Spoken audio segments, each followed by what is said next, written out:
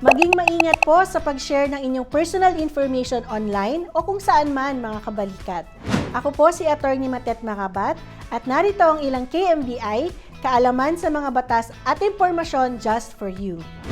Alam mo ba na mayroong tinatawag na Data Privacy Act of 2012 under Republic Act No. 10173?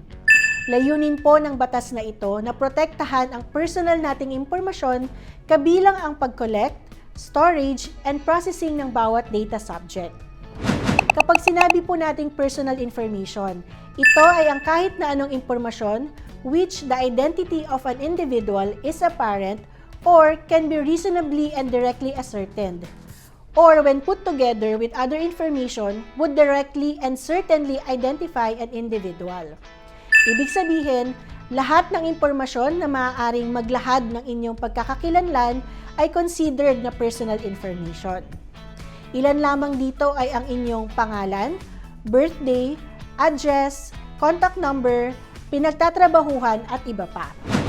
Maaari lamang kuhanin at gamitin ang inyong personal information kung kayo ay nagbigay ng consent, pumapasok sa isang kontrata, kinakailangan sa inyong kalusugan, may kinalaman sa legal obligation, may national emergency, public order and safety as prescribed by law, kung ito ay mandato ng konstitusyon, batas o public authority, o may lehitimong dahilan sa pagkuha ng inyong impormasyon. Kung sa tingin mo ay may violation patungkol sa inyong data privacy, maaaring dumulog sa National Privacy Commission.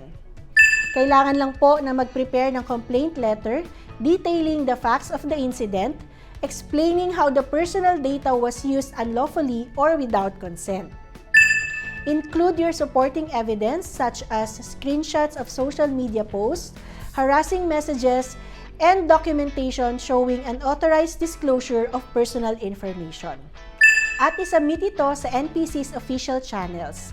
For more information, you may visit the National Privacy Commission website.